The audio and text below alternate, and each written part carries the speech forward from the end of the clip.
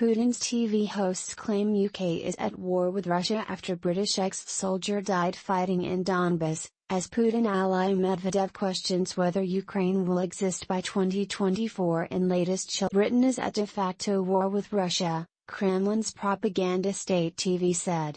Political scientist Vladimir Kornilov cited Brit Jordan Gatley's death in Ukraine. He claimed volunteer fighter's father said he left British Army to serve elsewhere.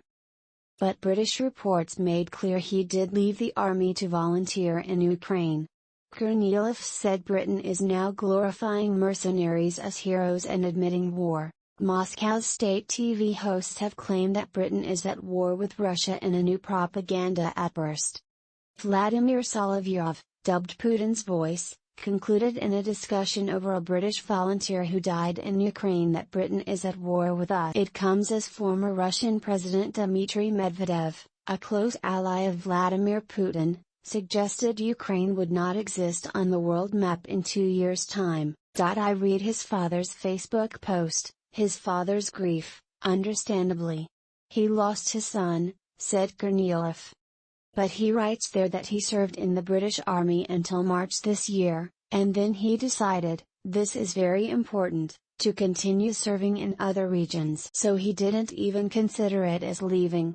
As I understand it, he didn't leave. So he must have been reassigned to some service. In fact, British reports have made clear he did leave the army before going to fight as a volunteer in Ukraine. And Dean Gatley, father of John, did not mention him serving on social media. Instead, Mr. Gatley wrote, Jordan left the British Army in March this year to continue his career as a soldier in other areas and went to the Ukraine to help, but propagandist Vladimir Solovyov, aka Putin's voice, waded in and claimed, the father de facto admits the involvement of British forces in the conflict. Kornilov responded, quite right, under British law, if he really joined some other foreign army and is fighting against a country that is not officially at war with Britain, he is a mercenary. So it turns out that Britain is now glorifying these mercenaries as heroes and admitting the fact of war with the Russian Federation. There is no other explanation, Solovyov declared, so, de facto, Britain is at war with us.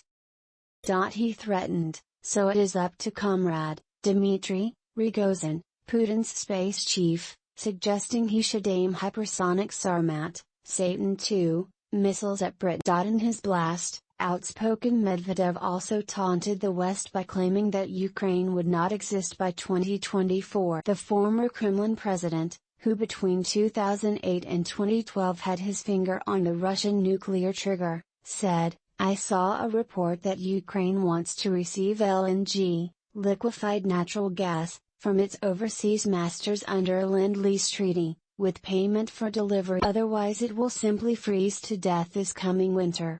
Just a question. Who said that Ukraine will exist at all on the world map in 2 years? Although the Americans no longer care, they are so invested in the anti-Russia project that everything else is nothing to them. Medvedev also claimed that the West will reap the main harvest from sanctions against Russia, as its economies plunge. We are eagerly expecting yet another package of European sanctions and great sanctions solutions by Grandfather Joe, U.S. President Joe Biden, over which the authors of these very sanctions immediately begin to come up with schemes to circumvent them. But some politicians in the West now realize they cannot survive without our country, he added.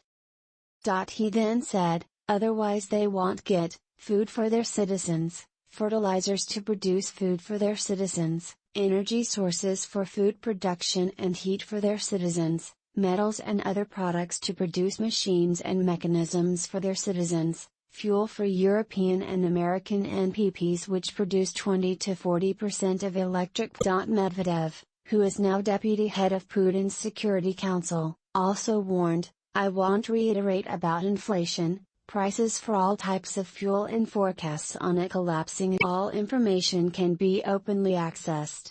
And this is only the first summer month. We are waiting for autumn, when they will have to reap the main sanctions harvest. Meanwhile, the steam engine of their economies, of services and digital currencies is heading towards a wall at full speed. Solovyov also demanded that there should be no truces with Ukraine. In an outburst on state TV he said, "Hands in the air, surrender, that's it. There should not be a single truce, they are afraid of losing all of the Black Sea region. They understand that we will not stop. They understand that it is crucial for us to reach Transnistria, that's it, full stop." Transnistria is a strip of land, controlled by the Russian army, in Moldova, with a border with western Ukraine. The way the Nazi regime behaves, it's clear why they need a ceasefire, to get more weapons, to train, to bring in Western armaments, he said, total unconditional surrender. And then a tribunal in Lviv for the whole bunch of Ukro-Nazi criminals, all to sit in the dock, starting with Volodymyr Zelensky. They will be judged by the Ukrainian people for the crimes committed by these Ukro-Nazis. Solovyov also carried an interview with a studio guest, Moscow-born political scientist Yakov Kadmy, on his demand that the two British fighters, sentenced to death in the Donetsk People's Republic, should be exchanged for high-profile prisoners and one Englishman to be exchanged for Julian Assange, jailed WikiLeaks founder, held in Britain pending a U.S. extradition request, who will be given the right to travel to any country in the world, he said. The second should be swapped with Russian arms dealer Viktor Bout, in jail in the U.S.